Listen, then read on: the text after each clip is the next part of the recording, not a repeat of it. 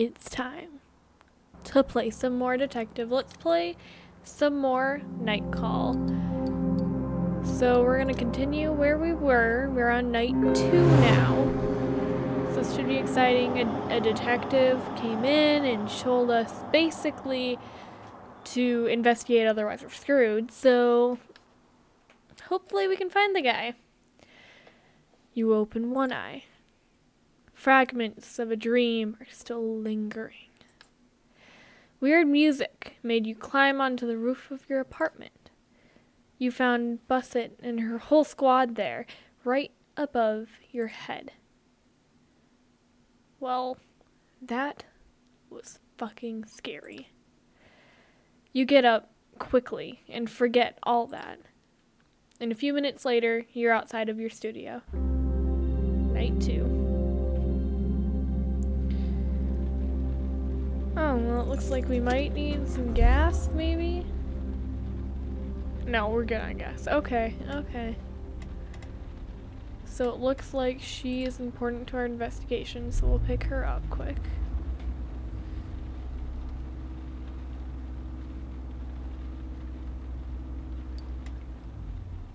I need to get to Notre Dame ASAP. Your next passenger slips into the cab and closes the door with incredible care. Good evening, sir. She's one of the suspects, and her voice rings like a chime, high-pitched, discreet, ethereal. Notre Dame and de Paris, please. As you pull away, you glance at the time. Not exactly time for a prayer. You drive in silence for a few minutes, glancing at your passenger. She seems so fragile. You can't imagine her in the act of... My friend and I were wondering if you knew where the secret entrance to the catacombs is. Her question pulls you out of your thoughts. A secret entrance? Yeah, the catacombs. There's the main entrance, and there are hidden ones. They're not open to the public, of course, but that's what makes it fun. The way she said fun made her sound about 7 years old. We'd love to visit them on our own. You shake your head. Unfortunately, you've never heard a thing about a secret entrance. I don't know. Sorry. She seems disappointed. I thought a taxi driver would surely know Paris really well. Yes, but not the catacombs. You attempt to smile. She doesn't react. You've never been? You shake your head again. It's so cool down there in the summer. I go often, through the main entrance. A break, and then... No, he doesn't know. I thought so too, but... Were you speaking to someone? Wait. I was talking to my friend. Your friend? Of course, Jesus. You take a second to digest the information. Beg your pardon? Does that surprise you? And yet, we're all friends with Jesus. But you talk about him to everyone? Well, yeah, why shouldn't I? I didn't get that at first. I thought she was cursing. She was praying, I guess. Okay then. You go, girl. People don't think you're... She cuts you off and becomes defensive. Crazy? A liar? She shrugs her shoulders and her face remains expressionless. I don't care. Even if everyone else turns their back on me, I have Jesus. Even when I'm alone, I have Jesus. She glances outside. You keep as much of an eye on her as you can in the rearview mirror. I work at the Garner Opera House. I'm far from the most eccentric one there. So Jesus and I are fine. People leave us alone. She lets her face relax, smiles. What about you? Anybody speak to you? No. I'm really lucky. I have Jesus Christ by my side. But what does he say to you? He's always by my side. She pauses, as if realizing she hasn't been quite clear enough, not precise enough. Like she could tell you didn't get it. He talks to me about the people we see. He tells me who's good and who is bad.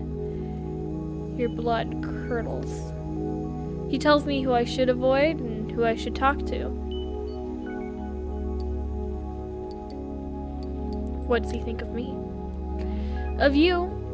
It's funny you should ask that. Her voice becomes softer. You can see Notre Dame. You're almost there. I'm sure I've already met you.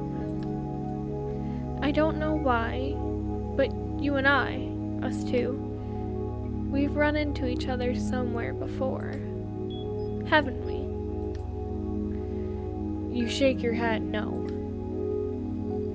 Do you ever go to the opera? No again. Then maybe I've been in your taxi before. You shake your head again. Strange. Her last word rings around the cab. It seems heavy and stifling. What? Huh? Why, yes, it's true. Jesus is right. We're here. You park. You can feel sweat running down your back. She giggles. I hope to see you again in the city of God. She drops money onto the front seat, more than enough for her fare. You raise your head. The door slams. Your passenger is already outside. Call her. You lower your window. Miss! Her figure doesn't turn around, and she keeps walking toward the cathedral. Miss? I'm gonna start driving. I'm just gonna leave that where it lie. You turn the key in the ignition. You slowly recuperate from the last ride, from the last passenger. That woman was a total nut job, no doubt about it. You drive away from Notre Dame. Okay. So she's really suspicious. Immediately I start thinking that she might, I don't know, be killing people in the name of God. I mean, she's already very obviously crazy. Okay, so we got another suspect here. Let's check him out. Check him out. The passenger who's entered your cab slams the door and stares at you intently. Where are you going? I don't know yet. Although the real question is, how can you help yourself? I'm not sure I follow. A small laugh escapes her. Naturally. But of course. If I were to say to you... Her voice is slightly raspy, with an oddly metallic sound. October 27th. That's the date. The night of the attack. The night you... Could this woman be the angel of death? 10:46 p.m. No, the attack took place later. Does that ring a bell? You nod your head. She waggles an accusing finger at you.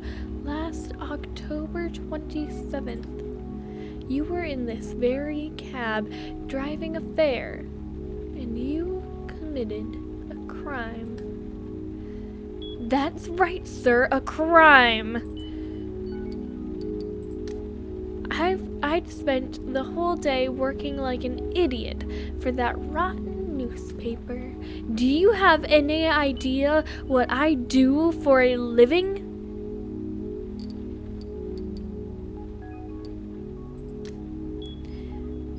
a sub-editor, Mr. Taxi driver. I correct mistakes that a bunch of moron journalists makes. There isn't a single one, not one, who knows how to write a proper sentence.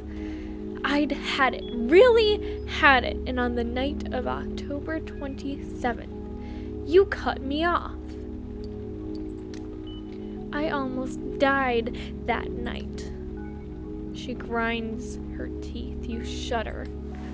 I crashed my car, my boyfriend's car, that is. The same guy who made yet another comment about woman drivers. The neighbors called the police that night. I made such a scene. To think the guy dares call himself a feminist. She pauses for dramatic effect as a disturbing smile spreads over her face. Her voice is suddenly noticeably quieter, almost fragile. The next day, no more boyfriend, no more car. I messed up a job interview with a major news outlet, a paper where people know how to write, where they follow basic rules of French grammar. Imagine for just a minute, I could have stopped correcting copy for a bunch of morons. She takes a deep breath. But all because of you, because of your cab, everything changed the night of October 27th. A sad, faraway look comes over her. My life has never been the same since. But her voice is bursting with fury and hatred. Forced to go live with my mother while I went apartment hunting in this rotten city where tiny studios cost an arm and a leg. So I started looking for you. The back of your neck breaks into a sweat. You could feel cold, clammy droplets about to drip down your spine. I started asking around. I bribed one of your colleagues into giving me your number. A droplet of sweat starts sliding down your back. Then I found your address. Your first one, that is. You shiver as the drop reaches your boxers. But that's your business. What matters is I did eventually get your other address. The real one. The droplet has reached your tailbone. You've started shaking. At first, I admit I was planning on going to your place. She shrugs her shoulders. Her voice has softened a little. Just maybe to spit in your face. Or something like that. And then I thought to myself, no, Lidivine, maybe the guy deserves a chance. You never know. So you're going to apologize. Go on, give it your all. Take your time, take a deep breath. She breathes in deeply, then exhales. Like that.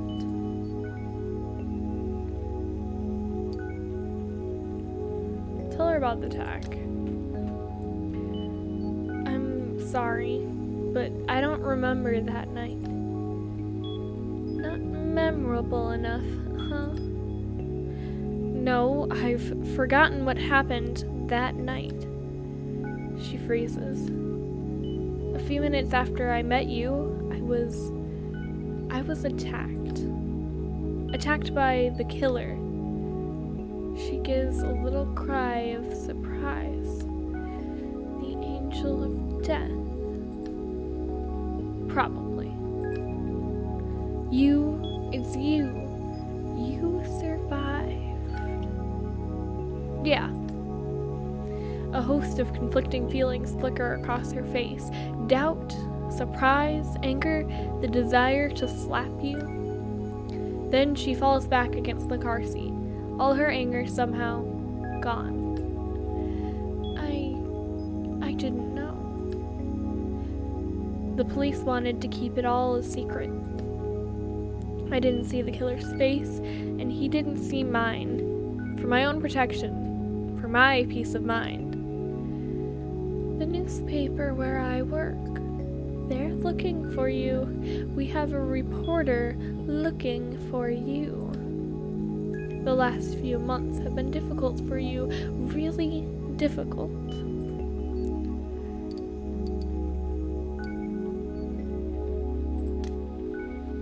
I'm still sorry. Even if I don't remember anything, even though I was attacked, it doesn't change anything about. You can't find the right words. Maybe because you imagine for a moment, a normal night, how things should have been. Passengers, rides in Paris, a tourist heading to Mauritius or something. And you, your cigarettes, cheap packs of beer, and the little radio next to your bed. Your passenger clears her throat. She's noticed your mind is elsewhere. Thanks. All her anger has evaporated. No more looks that could kill, simmering rage or grinding teeth. My boyfriend was a jerk anyway, and then this job, maybe it wasn't so great. She gives you a little smile. I tend to get all worked up about things. You'd noticed. And sometimes I take things a little too far. Yeah, you think, girl? Like, bro. That too. In Paris, I guess we are quick to forget about being nice to each other, about being polite, and for a taxi driver, you're a real sweetheart. She gives a short laugh. Ha ha ha. This is what I suggest. I'm going to exit the cab. I'm going to go for a little walk in the cold to get my mind off things. And then, when I get home, I'll destroy all of the information I have on you. Is that okay with you? You nod yes. Thank you. This word echoes for a minute through the taxi. Your passenger reaches for the door. The door opens, then closes. You're alone in the taxi, your head spinning slightly as if you'd had a drink. Just one, but something really strong. You briefly try to remember that night. Nothing. Nothing but a vague impression of something behind you. The killer's shadow. A fleeting presence. You shake your head. There's nothing more than before.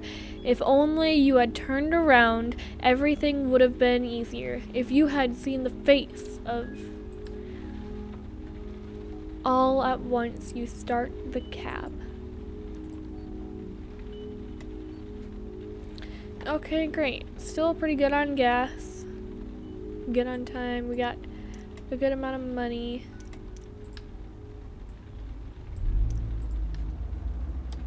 Your finger is poised in front of the car radio. You're trying to find something to listen to.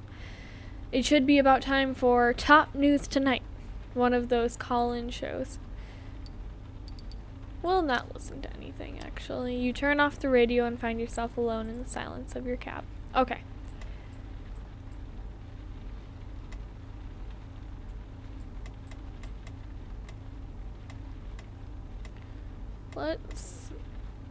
Okay, this guy's nice and close. We can pick him up. A woman crossing the street notices you. Then, for no apparent reason... Oh. Sure. You pull up to the sidewalk to pick up the passenger who ordered a cab.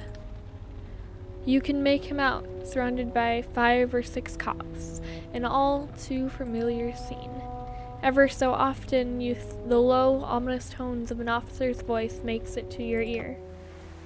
The circle of cops breaks up. You see your passenger. He heads over to the cab and gets in. He slams the door and lets rip.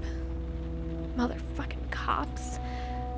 He gives you his address and you start the car. The passenger stares out the window at the passing road as if to calm himself. You take a quick look in the rearview mirror. Everything all right? Yeah, sure. They're afraid to lay a finger on us nowadays. Don't want to get blown up. An ironic half smile appears on his face, then immediately disappears. He knows a bad joke when he hears one. What a fucking pain in the ass. Can't go out without getting screwed by each and every one of those son of a bitches. If you're not wearing a goddamn beret, if you happen to be wearing sweatpants, then yeah, right, you're a fucking hood. He smirks wryly, then raises his voice an octave. Your papers, please. He sighs, his voice back to normal. Yeah, sure. Shove your aunt's cock up your friggin' ass, buddy. Always the same old thing, isn't it? The passenger looks at you and lets out a bitter laugh. You can say that again. Even the Arabs treat us like shit when they're wearing a uniform. Slow smile spreads over his face. And you know what's worse? He pulls a paperback out of his jacket pocket.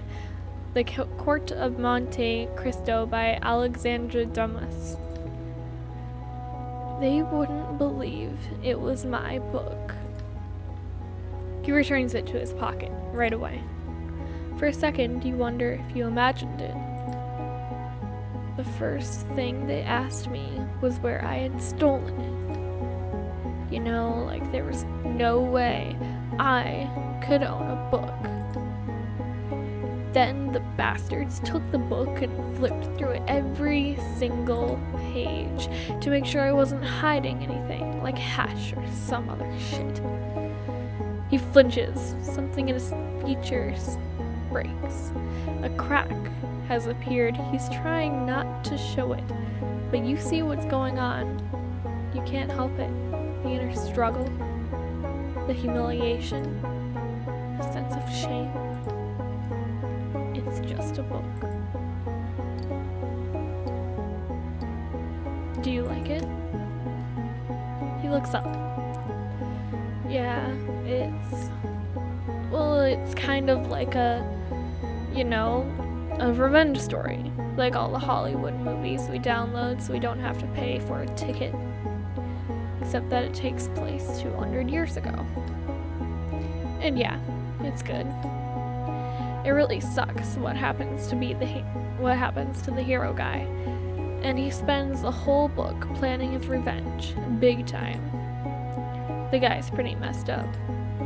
He catches your eye in the rearview mirror. He realizes he's not at all worked up anymore. It's my girlfriend who gave it to me.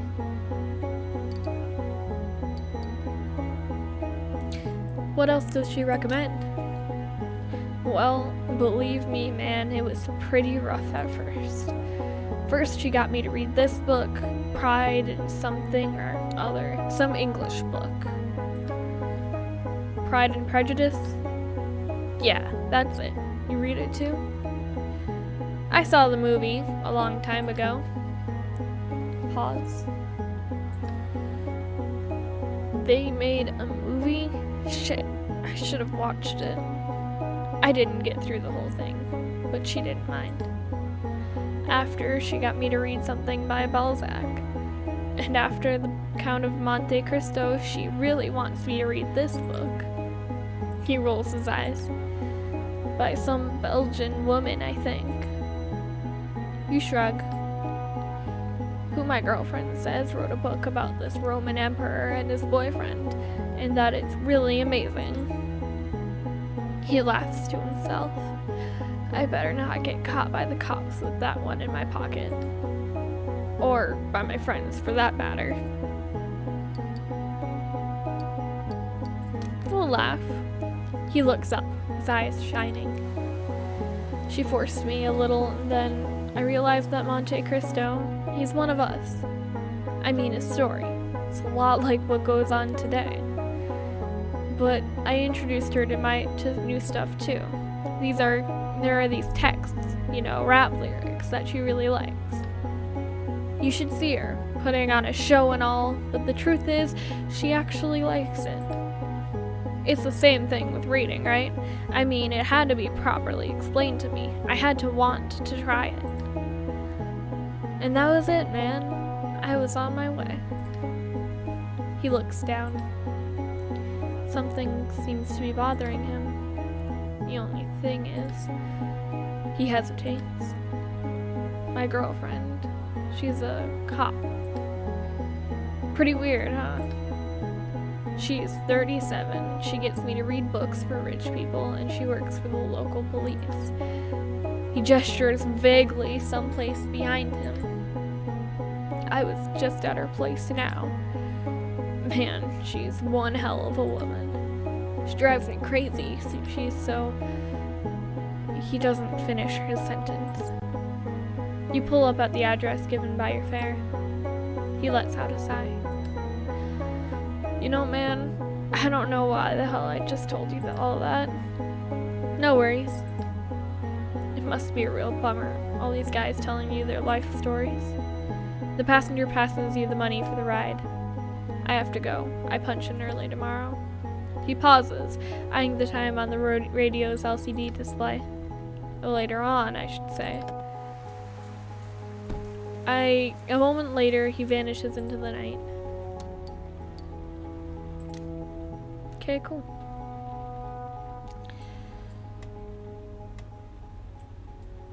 Oh, and we got another suspect. Guess we'll go to the suspect. I don't know what these eyes are, but maybe I'll check it out after this one.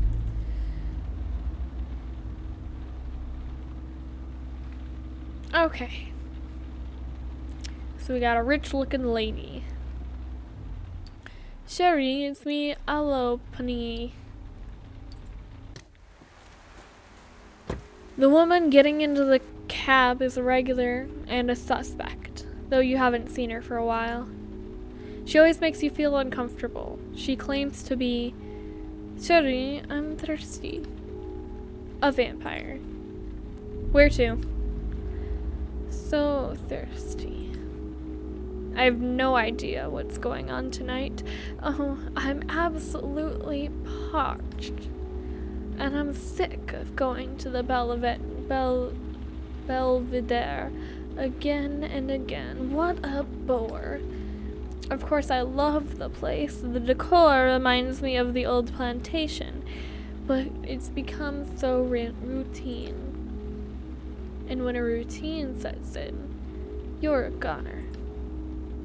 You give her a quick look. No, Sherry, not literally. Don't look at me that way. The thing is, I'm looking for something fresh, full of life, with a good, strong heart, nice and strong. A little gay guy who works in advertising, a vegan addicted to MDMA. Do you know where I can find one? A chill runs down your spine. What if you couldn't find the right kind of bar? I'm gonna refuse.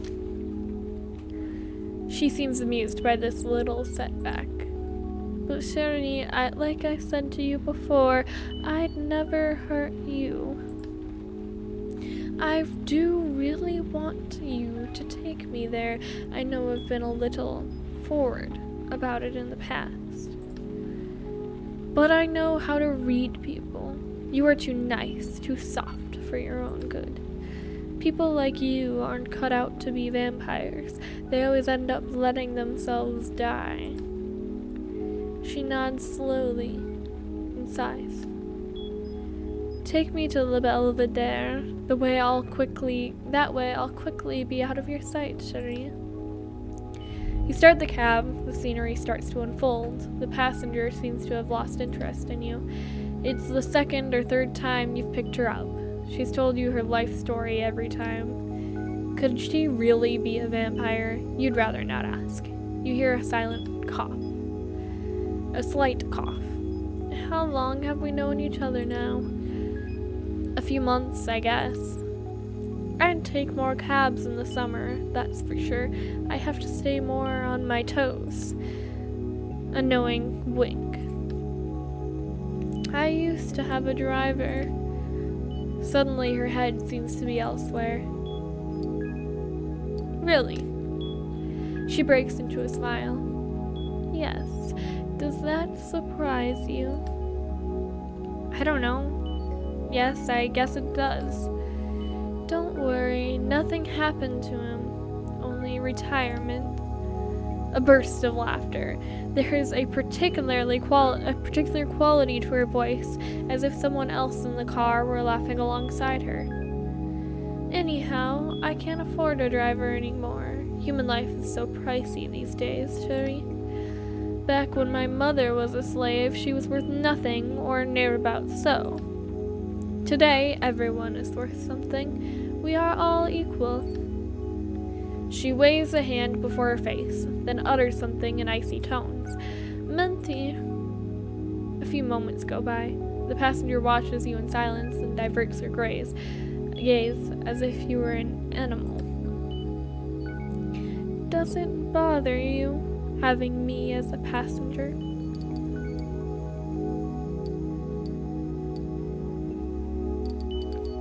No answer, we're not gonna. She waits a moment for you to reply, then shrugs. You've seen more talkative days, Sherry. Never mind. She looks away.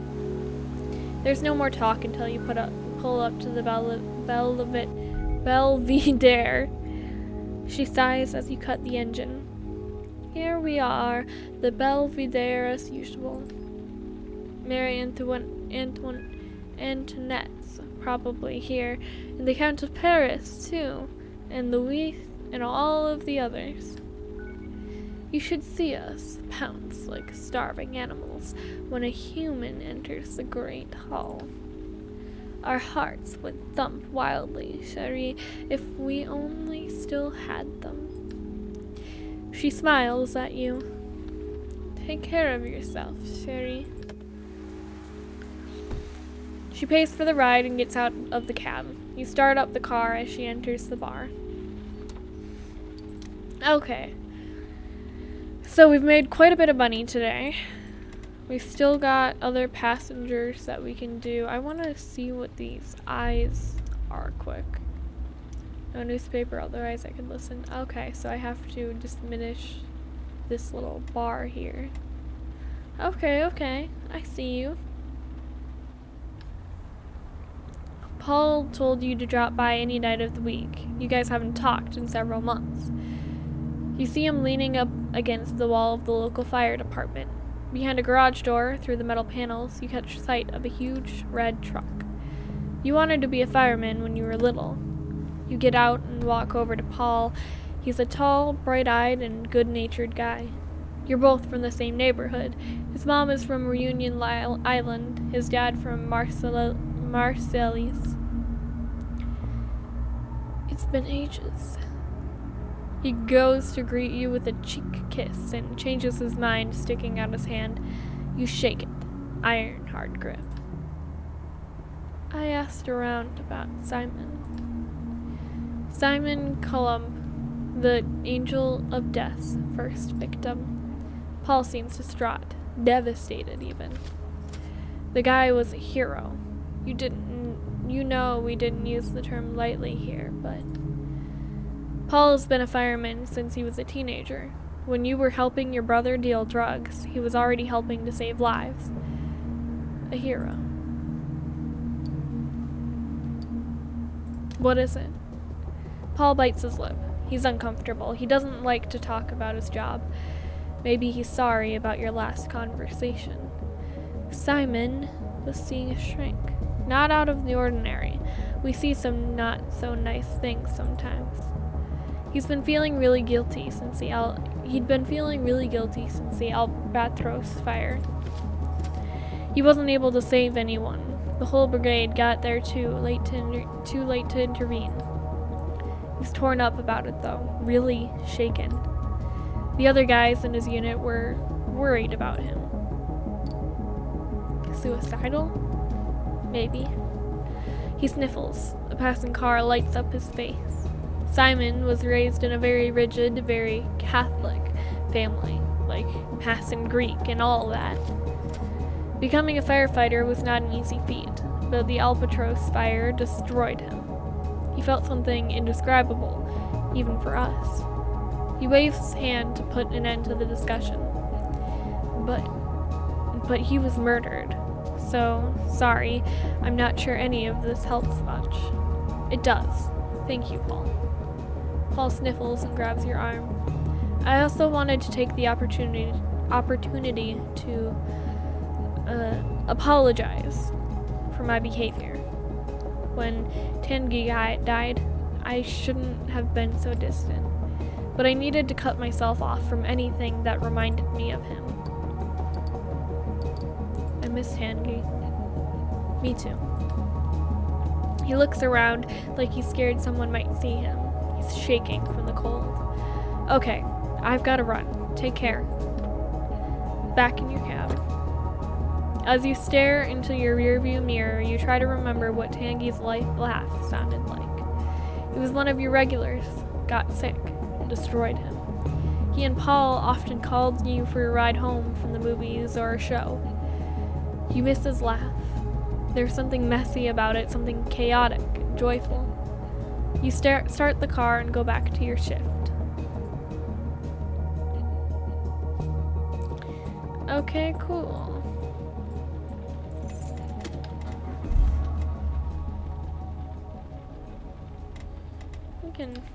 Let's go with this guy.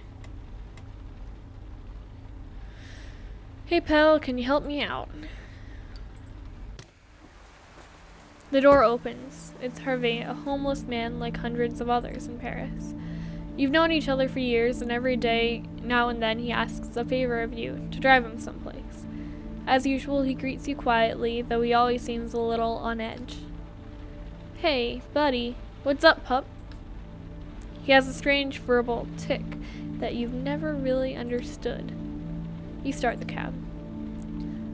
Hervé seems pretty happy with himself today. In the rearview mirror, you watch him run his tongue over his lips, as if mentally preparing for a good meal. He catches your eye and smiles. Sorry, I'm a bit out of it today. So I see. It's just, I had a bad week. You know, a really bad week. Then yesterday, he hesitates, as if he can't believe what he's about to say, like it's too good to be true.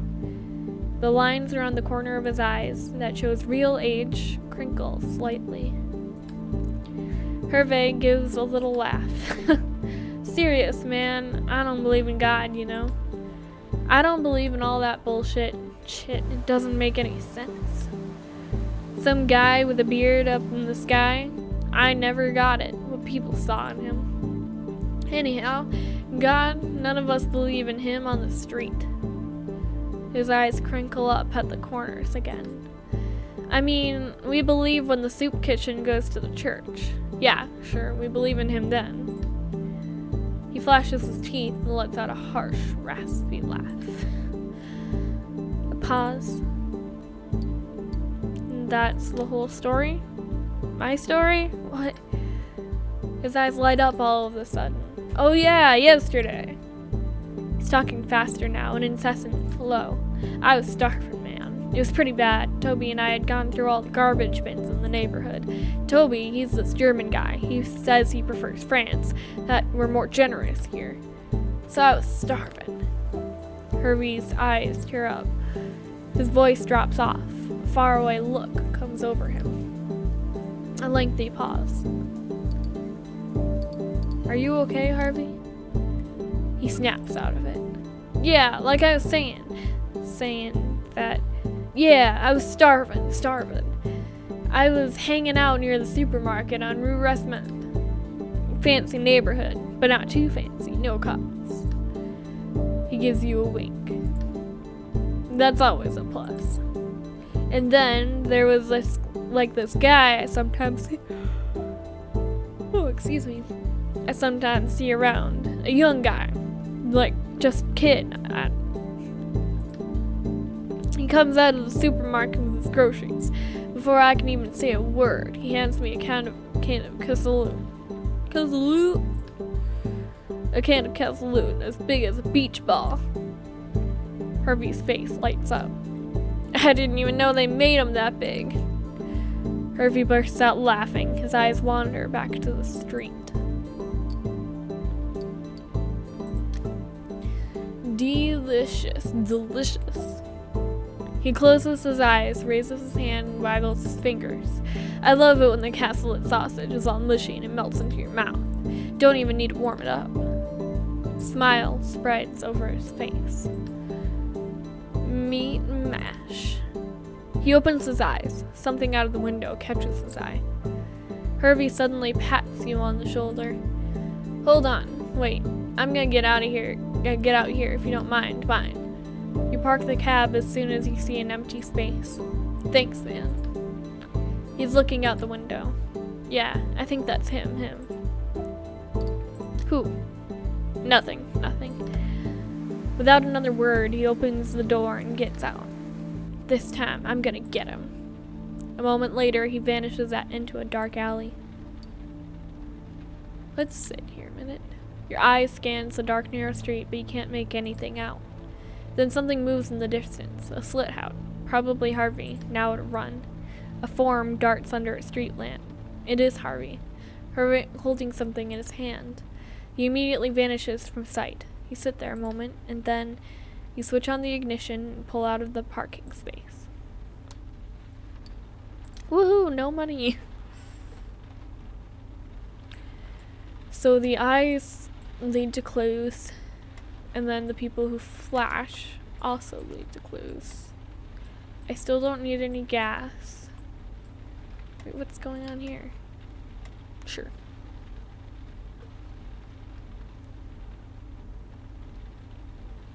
After all, we still gotta get our regular amount of job done.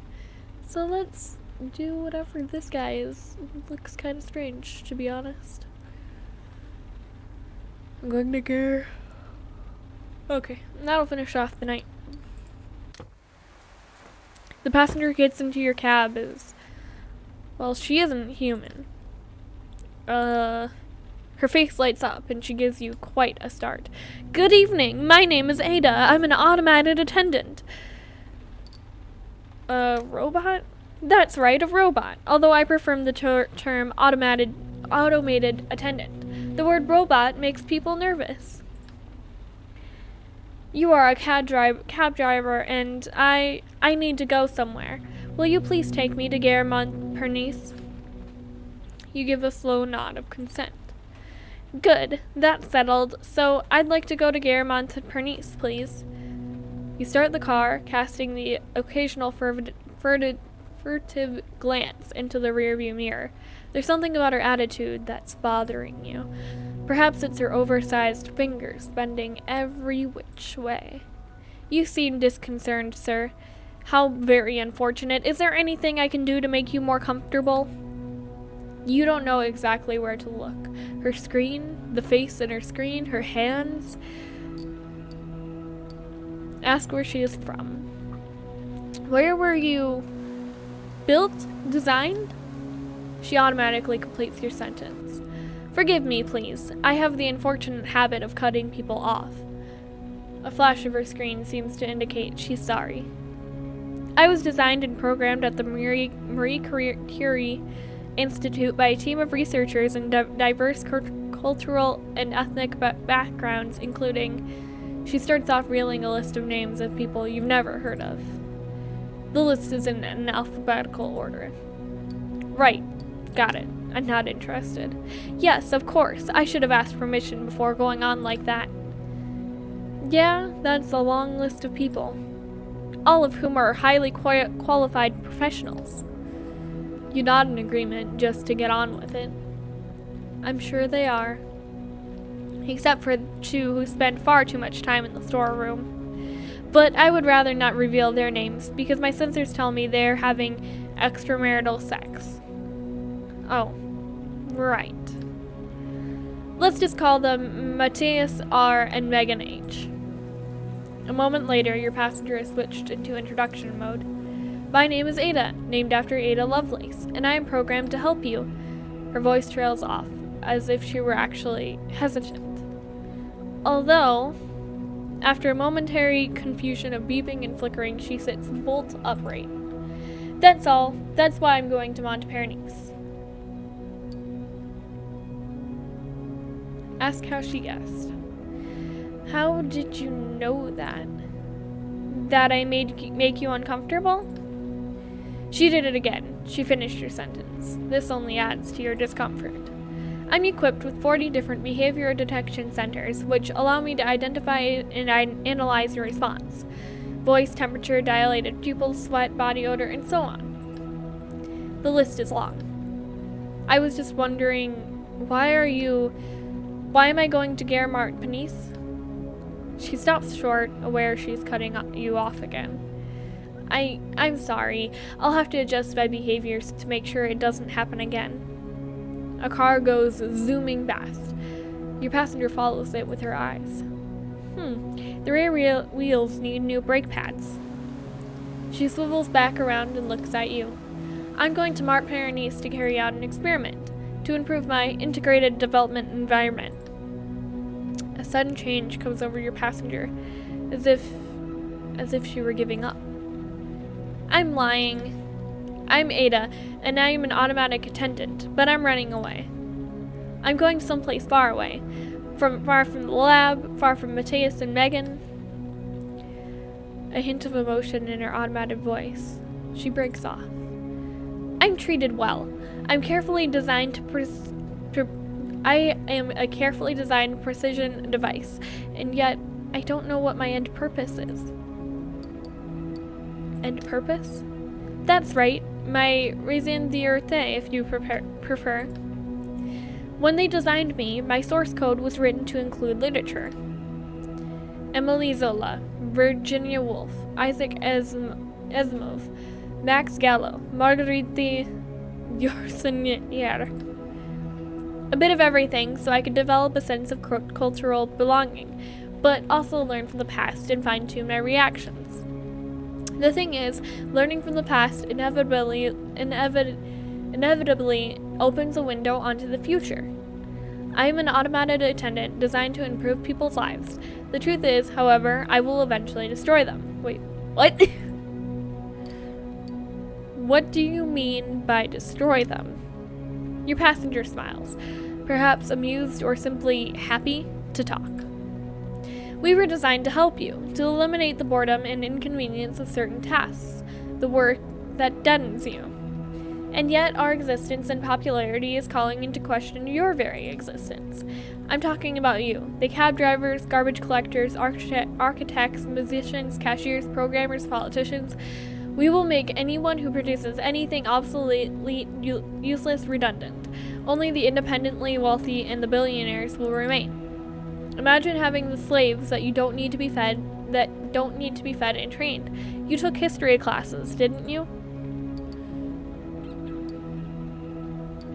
Yes, but she finishes your sentence word for word.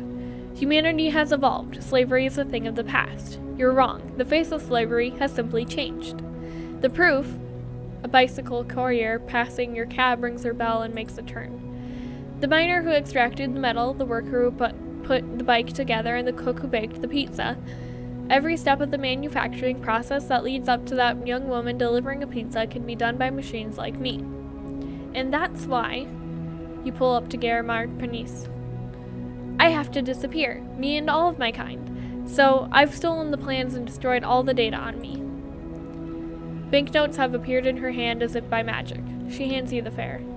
Because your salvation depends on my disappearing. Well, anyhow, goodbye and good luck to you. Don't forget what I've told you about us, and start investing in your own. The machine climbs out of the cab and makes its way over to the station. No one seems to notice her.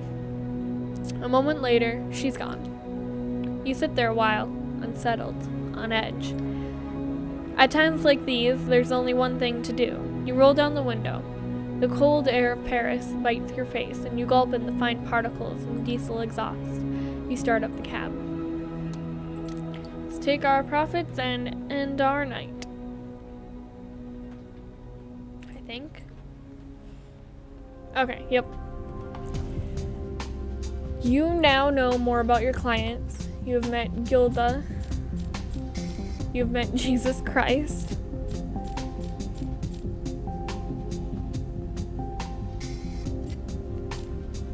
Ooh, I did not.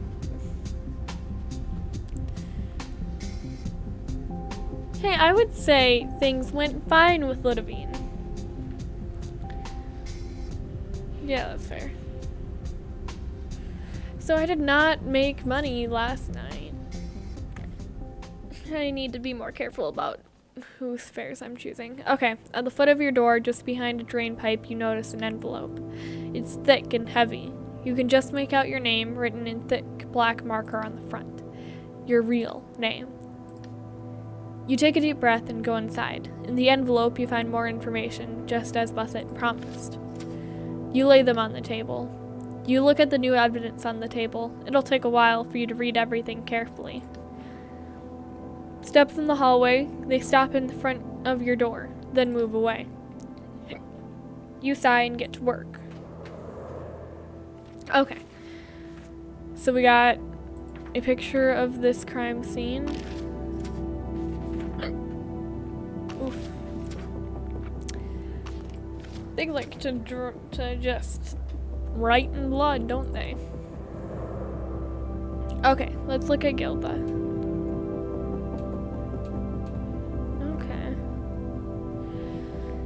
So she's a set designer, was hospitalized after her mother's death, and she believes in God. Only one God. Let's move these out a little bit.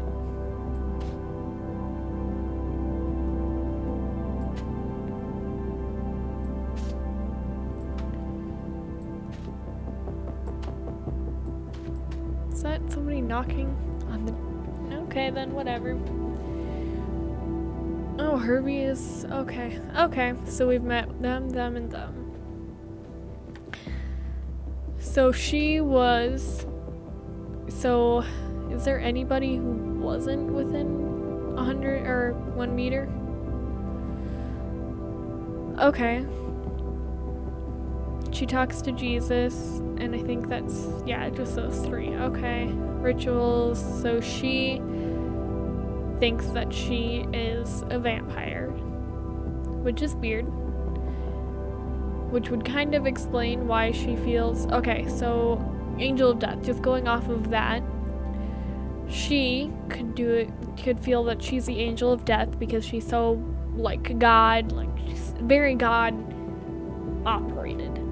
So maybe she feels as though the God that is talking to her in her head, which who knows if that's actually God or not, they are telling her to possibly do things like kill these people. She can tell who these people are, which is why she'd be the Angel of Death, perhaps. She is supposed to be a vampire. Vampires, angels, I can kind of see that relation, and then might be killing people because she's a vampire. Haven't met him, and the only hint we have to him is that he was close enough.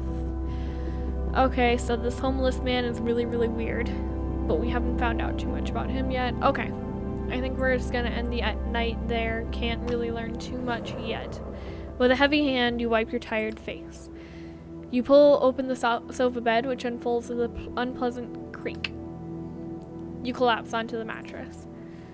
The events of the day run through your head. The streets, the passengers, their faces, their problems. Your brain is running at full speed. Your body aches and you are in pain. You can tell you need to get more sleep. You glance at your investigation board. You hope to find more information, tonight even, as soon as you wake up. You shake your head and your mind wanders for a second, and suddenly you're asleep. Okay, so we saw some more cool people. And I think that is where we are going to leave it for tonight. Yeah, that was a lot of fun, so we'll see who did it. We're still trying to figure out who done it, who tried to kill us. We don't like people trying to kill us, but quite a few suspects here. It's possible. But until then, I will see you guys in the next episode.